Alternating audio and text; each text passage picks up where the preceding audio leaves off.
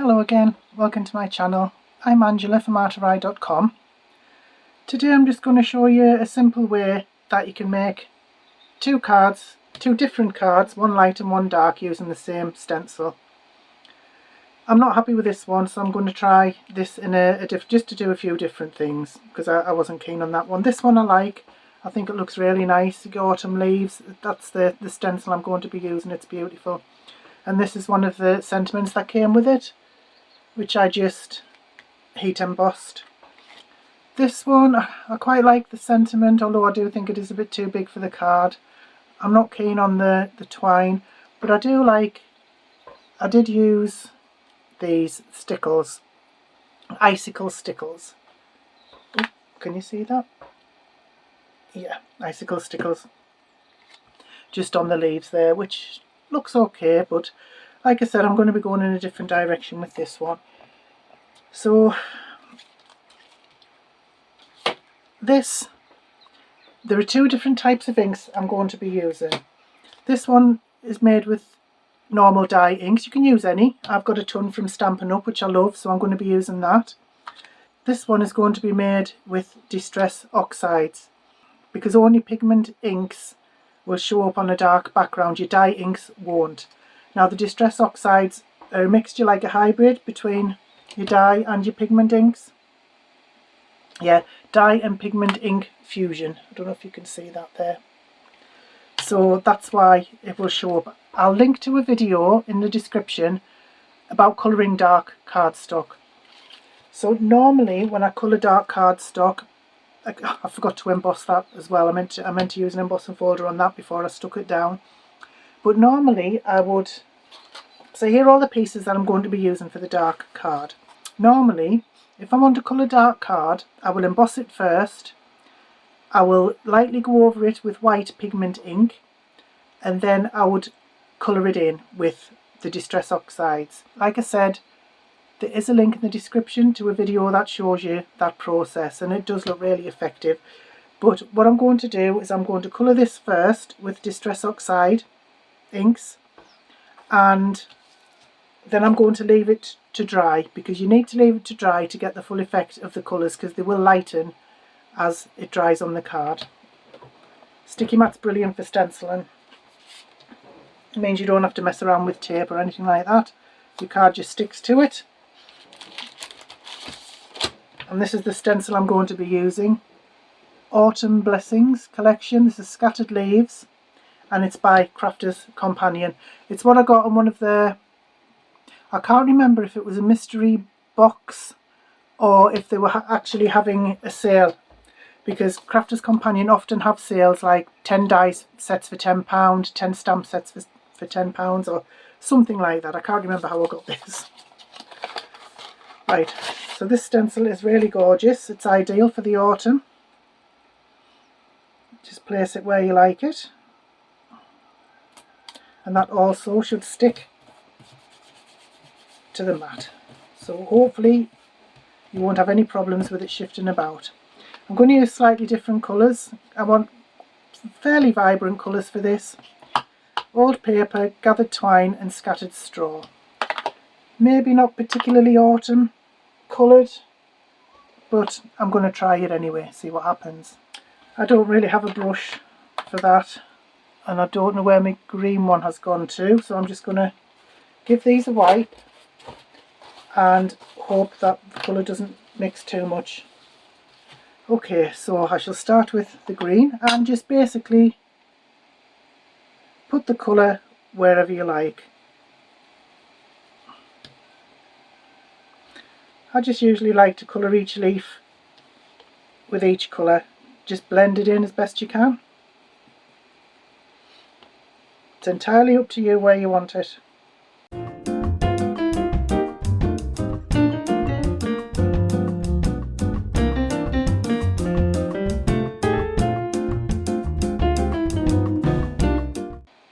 I shall see what that looks like, but I shall take it off carefully in case it hasn't covered properly, and then I can just place it back down again.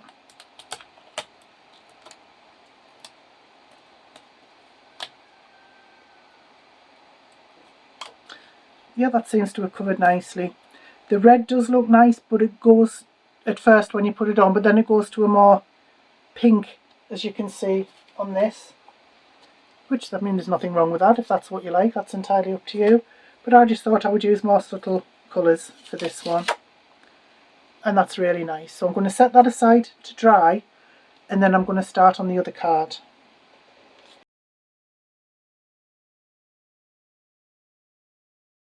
Right, as I said, I'm going to start on the other card now. So I'll put that on there. Just put the Distress Oxides away. I don't need those anymore. I'll clean them later. And then take the same stencil. I don't think it really matters which way you put it on. Doesn't seem to anyway.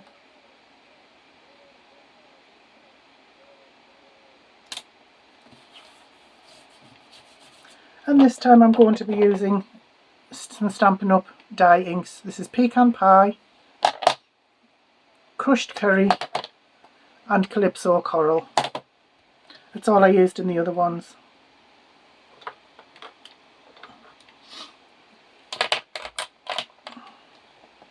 So I'll go with the Calypso Coral, and it's just the same.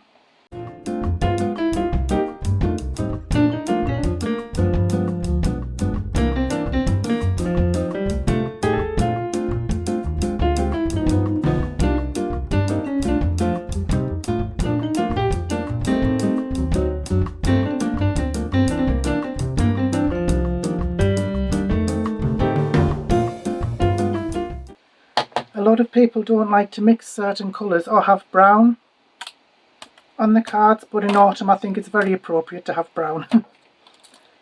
And I think that looks beautiful, doesn't it? That's blended absolutely lovely.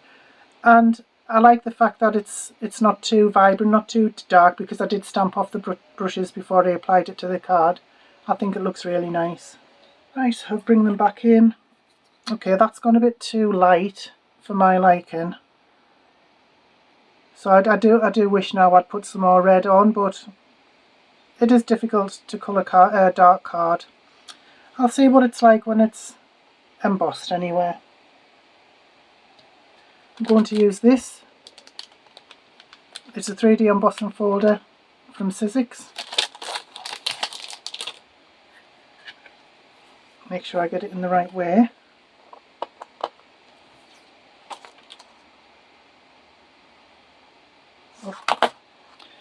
I forgot, you should really spritz the back of any cardstock that you go into 3D emboss.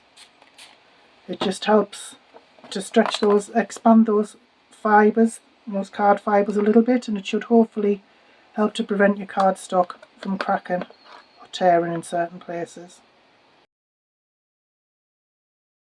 Right, that has embossed nicely. But like I said, I wished I'd used more vibrant colours now. But never mind, I can still work with that. And to be honest, I don't have a lot of Distress Oxides. I only really have a few. But if you wanted more vibrant colours, you could, like I say, if this hadn't been coloured, I would now cover it very, very lightly in white pigment ink and then colour the bits that I wanted to. So, you know, I'm going to have a little go at that, see what happens. So I have a red Distress Oxide here. I'm going to put some red on with this and see if I can do it without mucking it up. No, I can't. That looks terrible.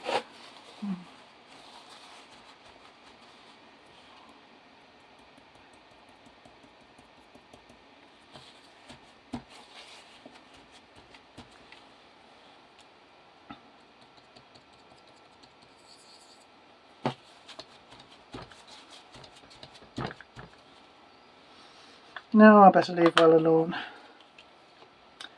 Anywho, that's just a different way that you can colour two different cards using the same stencil. So, because I'm not keen on this one, I'll get this over with first. So that's just basically going to be glued onto there. I'm not going to be putting twine or ribbon or anything on here. I'm just literally going to add a sentiment and call that one done.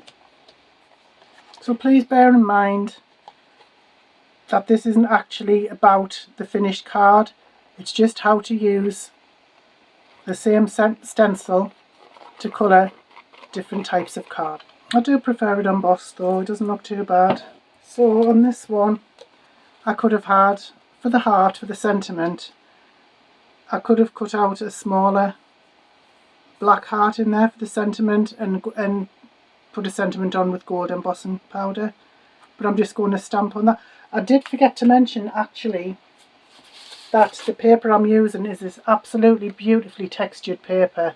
I cannot remember where I got it from. I think it was from Amazon, but I'll try and leave a link to it. So that's the reason I'm not embossing this, because it has a beautiful texture on it already, the paper. It's absolutely gorgeous. So this is the stamp set that I've used. I can't remember where I got it from, probably Temu or AliExpress. And I'm hoping that it's going to fit on there. Perhaps not, I might have to use a different one. I found this stamp set from Creative Craft Products. I'll see if there's one in here that would do. To see if it will fit, you can just put your sentiment strip or whatever you're using to the back. That one looks as though it will fit. So I will take out my little mini stamping platform. It's ideal, this, for your tiny sentiments.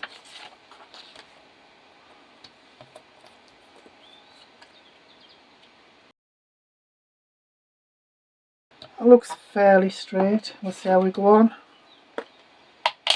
If you want to know how your sentiment's going to look, you can put a piece of acetate on here, and then when you stamp it, it'll look as though it's stamped on there and you'll be able to see whether it's straight or not. That's a really good tip that I've actually never used yet, but I might try at some point.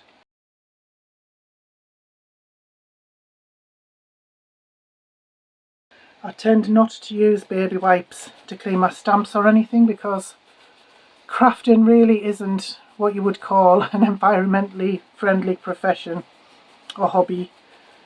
So in any way that I can at least try and help the environment, one way is to just use water to clean my stamps and a bit of tissue, because these things are not destructive to the environment, whereas your baby wipes are, I think. I'm not really sure. I will try and look into that.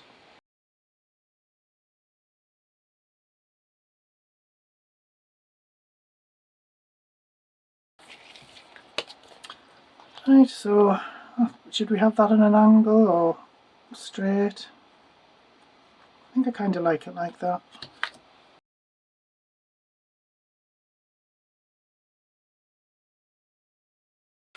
That says thank you, you are amazing. Like I say, don't really think about my finished card.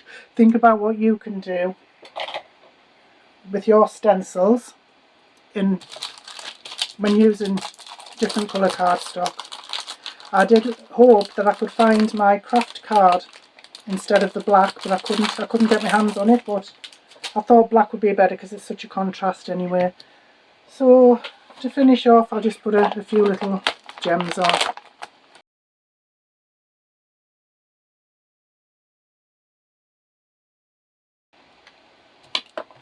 Just to give it a more autumn-y look, if that's a word.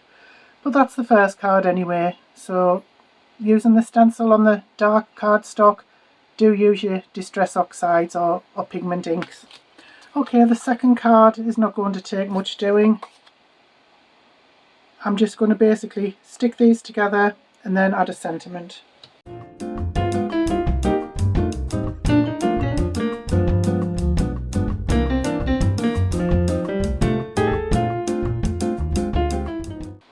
Okay, in my opinion that is looking much better already. I much prefer this lighter card to the dark one.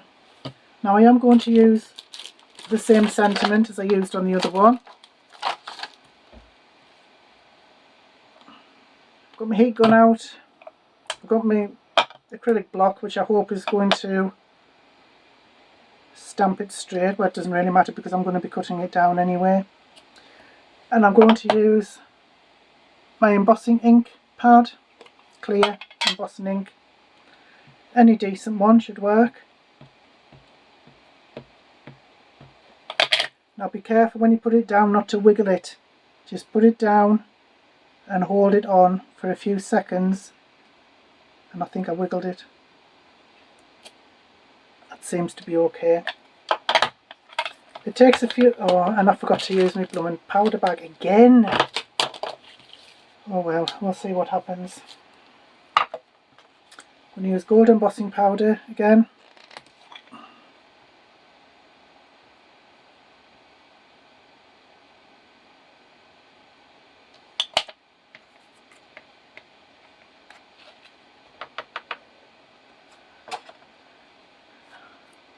That doesn't look too bad.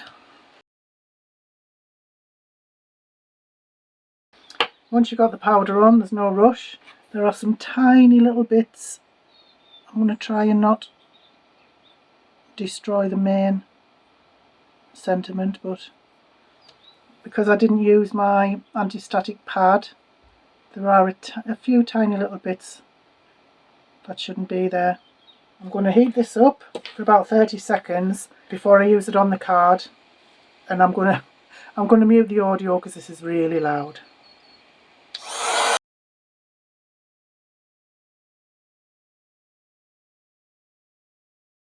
Oh, that's embossed beautifully.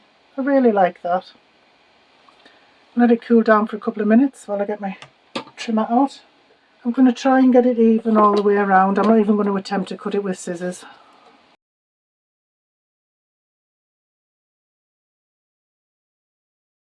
It doesn't look too bad. It's not perfectly even. Just so it doesn't look quite so bland, I'm going to use my corner rounder, but I'm just going to use the smaller 4mm one, if you can see that. And in my opinion that looks a lot better, but of course you don't have to do that. Sherry, the posh paper lady, she rounds all of her corners by hand just using scissors. That's amazing to me. Should we put it in the same place as the other one? Yeah, but you can see, because I didn't use the anti-static bag, you can see there are little bits of gold embossing powder that shouldn't be there. Whereas with this one, I did use the anti-static bag, and you can see it's a much crisper, much cleaner stamp. Just going to put this on with some foam. It's very cheap foam tape. It's not very good at all, but I find if you put it on parchment paper or greaseproof paper, you can cut it and it's not going to ruin your scissors. There we go. Thinking of you with a grateful heart. And again with the gems. I got these from Temu. They've been great. Sometimes it's very hit and miss your Temu and your AliExpress, but these have just been amazing. So I used black on the other ones. I think I'll use brown on these. Yeah, just some different colours altogether for that one. I'm not sure what you think of that. Don't particularly like that. I think I prefer the other one. But you can decorate. You could use Nouveau drops. You could use anything you like, of course. So there we go. These are the ones I've made today. Still not happy with the dark one. These are the ones I made yesterday while I was practicing. So I'm not sure what you think. I much prefer these ones to the dark ones. But it's just to show you basically that you can use the same stencil no matter what colour card. So you can get different looks depending on the colours that you use, the cardstock that you use, whether you emboss or not. So I hope this has been helpful anyway. Not one of my better videos, I don't think, but like I said, just to give you an idea of how you can get the most out of your stencils on your different cardstocks. So thank you so much for watching. I really appreciate it. If you have, by some chance, enjoyed this video, I would really appreciate your subscription. Any interaction on a video is good for that channel, whether it's subscribing, commenting, sharing, liking, anything like that, always really helps. And I'm well on the way now to 1,000 subscribers. And once I get 1,000 subscribers, I'm going to start having giveaways. And the first one is going to be quite a good one. So thank you so much for watching, for your support. I really appreciate it. I hope you have a wonderful day. Bye bye now.